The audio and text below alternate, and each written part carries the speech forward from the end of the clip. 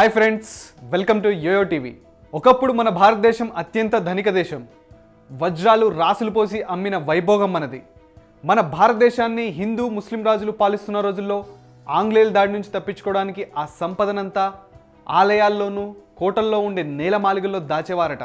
అలాంటి ఎంతో సంపద నేటికి గుప్త నిధుల రూపంలో మూలుగుతుంది. మరి అలాంటి గుప్త నిధులు దేశంలో ఎక్కడెక్కడ ఉన్నాయో చూద్దామా? నాదిర్ షా అనే పర్షియన్ రాజు మన భారతదేశానికి 1739 సంవత్సరంలో 50,000 మంది సైన్యంతో వచ్చి 20,000 మందిని చంపి భారీ ధనాన్ని భారతదేశం నుండి దోచుకున్నాడు. అయితే ఆ నిధిని పర్షియా తీసుకెళ్తుండగా మార్గ మధ్యలో అహ్మద్ షా అనే రాజు అతన్ని చంపేసి ఆ నిధిని దక్కించుకున్నాడు. దక్కించుకున్న ఆ నిధిని హిందూ కుష్ ప్రాంతంలో దాచాడు. ఆ తర్వాత కొన్ని సంవత్సరాలకి అతను అనారోగ్యంతో చనిపోయాడు. ఆ నిధిలోని పీకాక్ క్రౌన్ మరియు చాలా విలువైన బంగారం కూడా ఉందట. షోను బండార్ గుహలు ఇవి బీహార్లోని ఉన్న రాజగిరి అనే నగరంలో ఉన్నాయి. చరిత్ర ప్రకారం ఇవి 4వ శతాబ్దానికి చెందినవి. ఇక్కడే బింబిసార్ రాజు యొక్క నిధి ఉందని అంటారు. పశ్చిమ గుహ వైపు ఉన్న గోడ మీద వాటి గురించి కొన్ని క్లూస్ రాసి ఉంచారు. బ్రిటిషర్స్ ఆ నిధి కోసం ఆ గుహ ద్వారాన్ని పగలగొట్టడానికి ట్రై చేశారు, కానీ వాళ్ళ వల్ల అవ్వలేదు. కానీ పగలగొట్టిన మచ్చలు ఇప్పటికీ ఉన్నాయి. కథనాల ప్రకారం ఆ నిధి అక్కడే ఉందట. మీర్ ఉస్మాన్ అలీ హైదరాబాద్ను పరిపాలించిన ఆఖరి నవాబు. ఫోర్బ్స్ అత్యంత ధనికుల జాబితాలో ఇతనికి 5వ స్థానం వచ్చింది. టైమ్స్ మ్యాగజైన్ అయితే ఇతను ప్రపంచంలో నెంబర్ 1 అని ప్రకటించింది. ఇతని ధనం విలువ సుమారు $211 బిలియన్ అంట. 1911లో ఇతను సింహాసనం ఎక్కినప్పుడు ప్రభుత్వ ఖజానా ఖాళీగా ఉండేది. 37 సంవత్సరాలు ఇతని పరిపాలనలో ప్రభుత్వం ఖజానా నింపడమే కాకుండా సొంతంగా కూడా బాగా డబ్బులు సంపాదించాడు.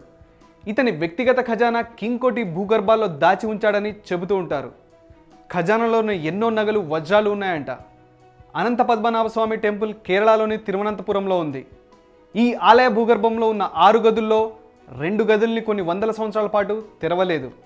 2011 సంవత్సరంలో సుప్రీంకోర్టు ఆదేశాల మేరకు ఒక గది తెరిచారు. అందులో ఉన్న ఖజానా విని యావత్ ప్రపంచం ఆశ్చర్యపోయింది. ఆ గదిలో 1,40,000 కోట్ల విలువ చేసే బంగారం దొరికింది. ఇక 2వ గది ఇప్పటికే తెరవలేదు. అందులో ఇంతకంటే ఎక్కువ బంగారం ఉందని అందరూ అంటున్నారు. కృష్ణానది ఖజానా ఇది ఆంధ్రప్రదేశ్లో ఉంది. ప్రపంచంలోని అత్యుత్తమ వజ్రాలు ఇక్కడ దొరికినవే. అంతెందుకు, కోహినూర్ వజ్రం కూడా ఇక్కడే లభించిందట. ఇక మొఘల్ ఖజానా రాజస్థాన్లోని అల్వార్ కోటి ఊర్లో నుండి 150 మైళ్ళ దూరంలో ఉన్న అల్వార్ జిల్లాలో ఉంది.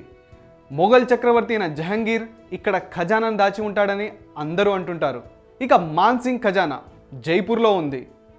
మాన్సింగ్ అక్బర్ దగ్గర సేనాధిపతిగా పనిచేసేవాడు.